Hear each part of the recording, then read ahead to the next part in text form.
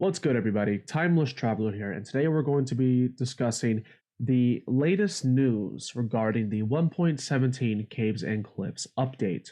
In case you have not heard, the 1.17 Caves and Cliffs update has been split and the release dates have been changed. So, what I'm going to do, for those that haven't read it, I'm going to be reading some of the paragraphs from the official Caves and Cliffs announcement. Down below in the description, I will be adding a link to the video in which Lady Agnes explains the decisions and the process behind making the decision to change around the release date and divide up the Caves and Cliffs update.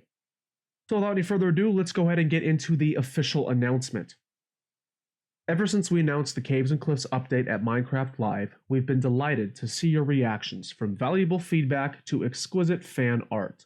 We didn't think the Oxalotl could get any cuter, but you proved us wrong again and again. We know this is a highly anticipated update. It's also the most ambitious one we've ever developed, and we're striving to deliver as much fun content as possible without compromising on quality. However, due to the ambition level of this update and the current state of the world, we found it difficult to deliver on this promise while sticking to our original timeline. Since giving you the best update possible is our priority, we have decided to split Caves and Cliffs into two parts. The first part is coming this summer, while the second is planned for release around the holiday season.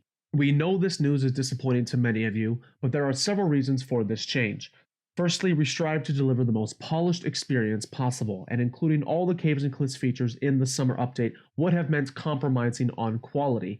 And even though occasional bugs are a reality of game development, we want this update to be an amazing experience, not wreak havoc on your meticulously crafted worlds. Now, this cannot be stressed enough. This is very, very important, and we have seen in the past, not with Minecraft, but we have seen with other game companies and other games. One of them just released not too long ago, actually, that we've all known and been waiting for quite a long time, and then it was released while not being fully developed. And from the start, there have been struggles and bugs and challenges. And so I think we can all agree, even if you haven't played this game, you know which one it is. And even if you haven't played it, you know that that's not the experience that you would want if you were to play that game. And especially for those of us that are playing a game like Minecraft, we do not want that to happen. So of course, it's understandable that, if they want to make sure that it has the highest quality, because this is such a massive update, they need more time. That's just it is what it is.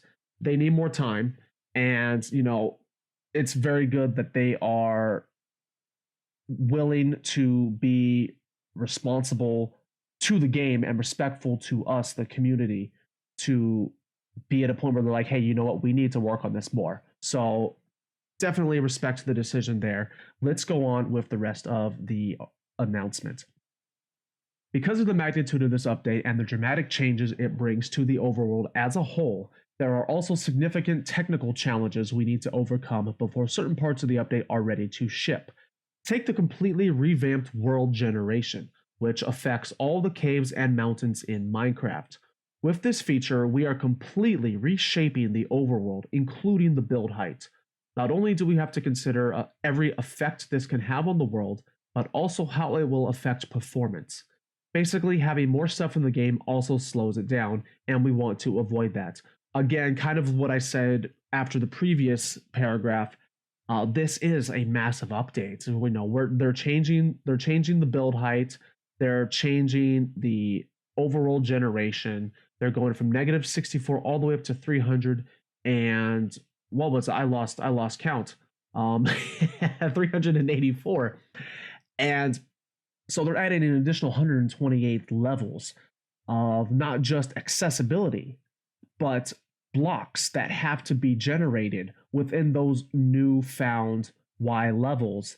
And with that comes all the challenges of, coding in the ore generation, coding in the vertical biomes, the unique shapes of the mountains, all of that. So there's a lot to go over. And, having more stuff in the game also slows it down. It's no different than you're on your computer, you open up 20 tabs, expect to have a drop in performance. It's as simple as that. So it's really good that, especially for those of us that play on Bedrock, I know that we struggle with this. Because this is a cross-platform version of Minecraft that we are playing on, some of us are playing on high-end PCs, the newest NVIDIA graphics cards, all that stuff, the whole nine. And then some of us are playing on, say, the Switch or the Android or even iOS. I'm on the Xbox One, like the original Xbox One. So performance issues are much heavier, I think, for those of us on Bedrock that are cross-platform. So having them try to juggle that is also a massive challenge, I imagine. So again, it all comes down to, like, it's good that they are saying, yo, we just need more time to work on this. So let's go on. We got a couple more paragraphs. Technical considerations aside, we also prioritize our team's health. We've come to realize that to ship all the features in the summer, we would have had to work very long hours, and even then, there would have been no guarantee that everything would be finished on time. Lastly, working from home as we cope with the pandemic is still challenging, not just in terms of morale, but also by hindering teamwork. Because our workflow is so complex and collaborative, not having the option to walk up to someone and ask for help makes everything take longer. This makes complete sense as for anyone that's like anyone whose job involves working with people and having your work, the speed of your work depend on how quickly you can communicate with coworkers. It's a serious challenge. You may not be available to communicate, say, online or through email. So having that in-person contact and communication speeds up and makes efficiency much higher.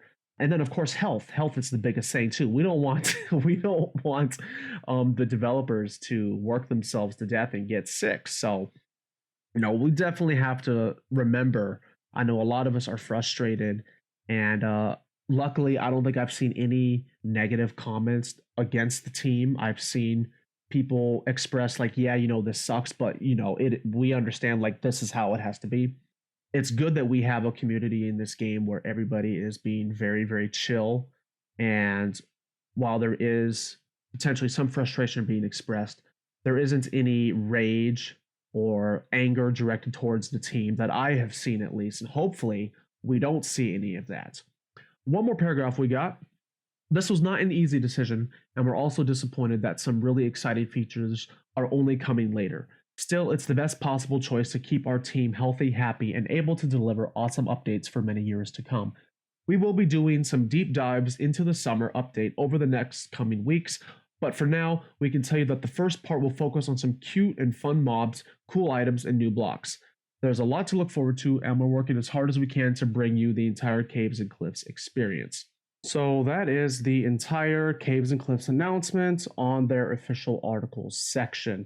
And of course, again, I'm going to have the link down below. You can read the whole announcement for yourself, or you can watch Lady Agnes and hear what she has to say about it.